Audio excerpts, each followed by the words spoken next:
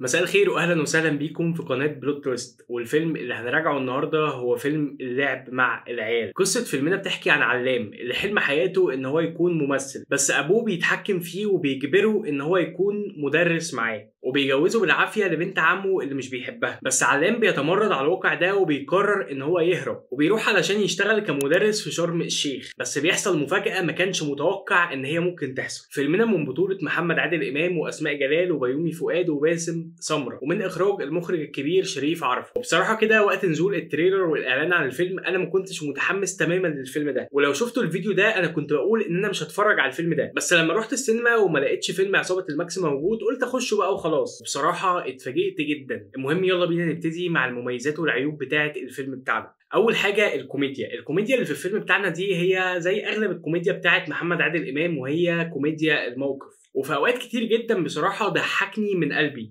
في اوقات تانية بصراحه كانت سخيفه من بعض الشخصيات، وللاسف في كوميديا معتاده وسخيفه جدا وهي التريقه على جسم ويزو. بس في الفيلم ده ما كانتش مبتذله قوي وما كانتش كتير، وكانت بصراحه مش هقول لذيذه بس كانت ألذ بكتير طبعا من الكوميديا بتاعت مسرح مصر. تاني حاجه وهي القصه كانت كويسه ومتماسكه كفيلم كوميدي، بس في نفس الوقت حاول تراعي ان ده مجرد فيلم كوميدي رومانسي مش اكتر من كده، وما تستناش منه اكتر من كده. تالت ميزه معانا وهي ان في لحظه من اللحظات انا كنت حاسس ان انا بتفرج على فيلم من افلام ديزني مجسد على ارض الواقع بممثلين واقعيين وامير واميره زي افلام ديزني. وده طبعا بالنسبه لبعض الناس يعتبر عيب، بس انا بالنسبه لي كان ميزه وميزه كبيره جدا وحبيته علشان كان متنافس حلو جدا. وبالمناسبه برضه انا دمعت مره او مرتين في الفيلم ده. رابع واخر ميزه معانا في الفيلم ده وهي الرومانسيه. اسماء جلال يا جماعه بصراحه في الفيلم ده زودت كتير قوي من الفيلم، وظهورها كان خفيف ولذيذ على الشاشه جدا، وكنت تحب ان هي تفضل موجوده على الشاشه. ده زائد ان الخط بتاع الرومانسيه ذات نفسه في الفيلم مكتوب كويس جدا. ننتقل بقى على العيوب. اول حاجه الجرافيكس في الفيلم ده. بصراحه الجرافيكس في الفيلم ده ما كانش احسن حاجه. هو كان في مشاهد كانت كويسه جدا، بس برضه كان في مشاهد تانية ما كانتش احسن حاجه. تاني حاجه وهي بدايه